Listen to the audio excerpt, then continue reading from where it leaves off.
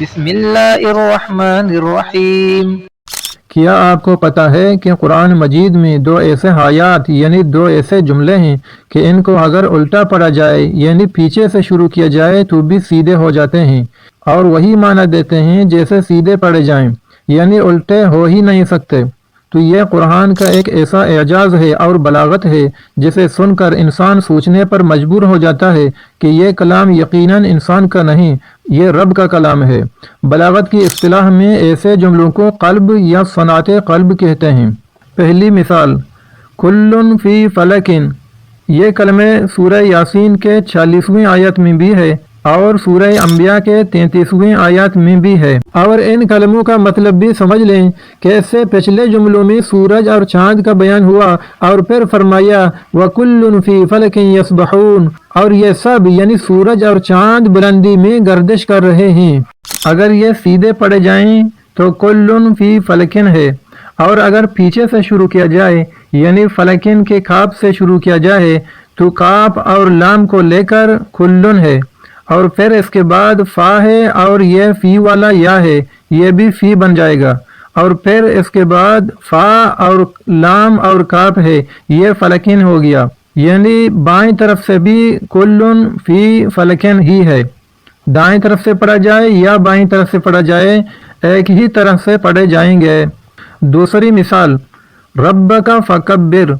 یہ سورہ مدثر کا 3 آیات ہے، اور رب کا فکبر کا معنی ہے یعنی اپنے رب کا بڑائی بیان کر۔ یہ آیات اگر سیدھا پڑھا جائے رب کا فکبر ہے، اور اگر پیچھے سے پڑھا جائے یعنی فکبر کے را سے شروع کیا جائے، را کو لے کر پھر با ہے اور پھر کاف ہے، یہ رب کا ہو گیا، پھر فا ہے اور کاف ہے اور با ہے اور را ہے، یہ فکبر ہو گیا۔ دائیں طرف سے بھی رب کا فکبر ہے، اور اگر الٹے سے شروع کیا جائے تو یہ بھی رب کا فکبر ہی ہے، یعنی دونوں طرف سے ایک ہی طرف پڑھے جائیں گے۔ ناظرین، اگر آپ کے کسی زبان میں بھی ایسے جملے ملیں گے، مثلا بلوچی، سندھی، پنجابی، پشتو، سرائکی زبان میں جس کو الٹے سے پڑھا جائے سیدھے رہیں،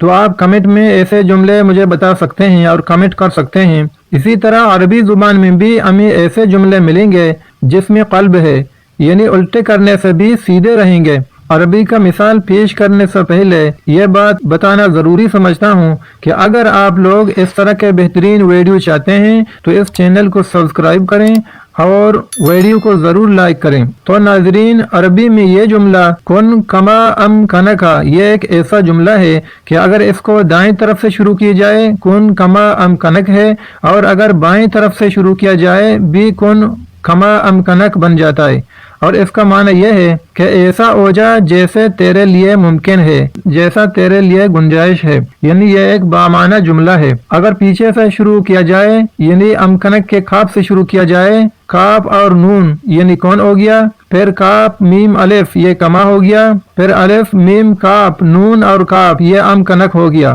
یعنی پیچھے سے اگر پڑھا جائے بھی کن کما امکنک ہی بن جاتا ہے۔